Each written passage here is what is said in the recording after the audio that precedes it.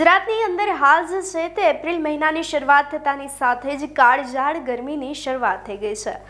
આકાશમાંથી અગનવર્ષા વરસવાની શરૂઆત થઈ ગઈ છે અને આ વચ્ચે જે છે તે હવે સમગ્ર ગુજરાતની અંદર લોકો જે છે તે ઠંડા પીણાની સાથે સાથે જે છે તે હવે શેરડીનો રસ અને અન્ય ઠંડા પીણાનો સહારો લઈ રહ્યા છે અને ગરમી જે છે તે અનુભવી રહ્યા છે। અને ગુજરાતની અંદર હાલ જે છે તે ગરમીનું વાતાવરણ છે અને આ વાતાવરણ વચ્ચે જે છે તે હવામાન વિભાગ દ્વારા ફરી એકવાર જે છે તે આવનારા સમયની અંદર હજુ પણ ગરમી પડશે તેવું અનુમાન લગાવવામાં આવી રહ્યું છે, જેને લઈ વિગતવાર ચર્ચા કરીએ। નમસ્કાર, આપ જોઈ રહ્યા છો ન્યૂ ભારત ન્યૂઝ અને હું છું આપની સાથે વલ્લરી વ્યાસ।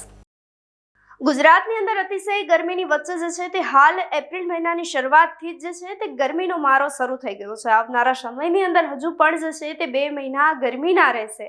તે વચ્ચે હવામાન વિભાગ દ્વારા જ છે તે સમગ્ર ગુજરાતની અંદર ગરમીની આગાહી કરવામાં આવી છે। ખાસ કરીને સૌરાષ્ટ્ર પંથકની સાથે સાથે અમદાવાદ, ગાંધીનગર, સુરેન્દ્રનગર અને આણંદ સહિતના શહેરોની અંદર રાત્રિના સમયે પણ જે છે તે અતિશય બફારાની અનુભૂતિ થવાની આગાહી કરવામાં આવી છે। તો હવામાન વિભાગ દ્વારા સમગ્ર ગુજરાતની અંદર તમામ જિલ્લાઓની અંદર જે છે તે હાલ યેલો એલર્ટ આપવામાં આવી રહ્યું છે। ખાસ કરી જૂનાગઢ, અમરેલી, ગીર સોમનાથ સહિતના જિલ્લાઓની અંદર જે છે તે હવામાન વિભાગ દ્વારા અતિશય ગરમી પડવાની આગાહી કરવામાં આવી રહી છે। તો અમદાવાદ, ગાંધીનગર, સુરેન્દ્રનગર, સાણંદ સહિતના તમામ શહેરોની અંદર જે છે તે રાત્રિના સમયે પણ બફારાની અનુભૂતિ થઈ શકે તેવી આગાહી વ્યક્ત કરવામાં આવી છે, જેને લઈ હવે હવામાન નિષ્ણાંતે શું કહ્યું તે સાંભળી લઈએ।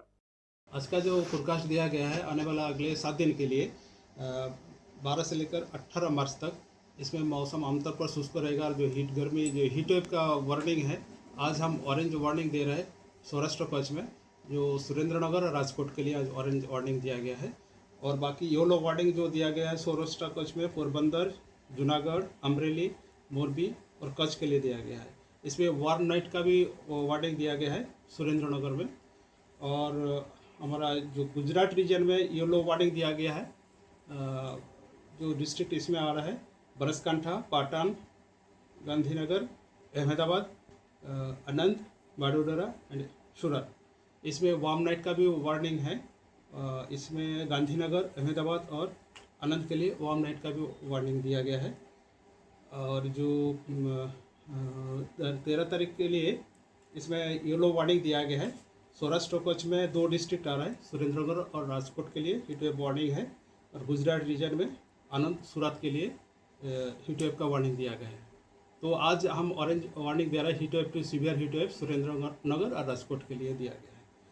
अहमदाबाद का आज का जो पूर्वानुमान है क्लियर स्काई रहेगा। और जो तापमान है उच्चतम तापमान 40 डिग्री सेंटीग्रेड के आसपास रहने का पूर्वानुमान है।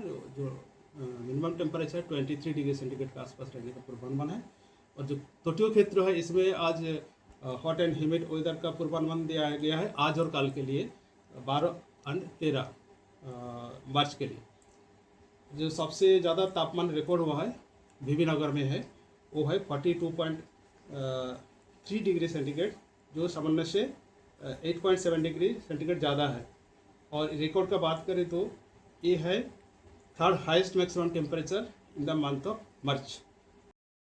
તો આવનારા સમયની અંદર ગુજરાતના તમામ જિલ્લાઓને યેલો એલર્ટ આપવામાં આવી રહ્યું છે, જેને લઈ હવે સાવચેતી રાખવી તે ખૂબ જ જરૂરી બની ગઈ છે। કારણ કે આવનારા સમયની અંદર હજુ પણ જે છે તે બફારાની સાથે સાથે સૂર્યનારાયણનો પ્રકોપ પણ વધી શકે છે, જેને લઈ સાવચેતી રાખવી ખૂબ જ જરૂરી બની રહી છે। આપ જોતા રહો ન્યૂ ભારત ન્યૂઝ।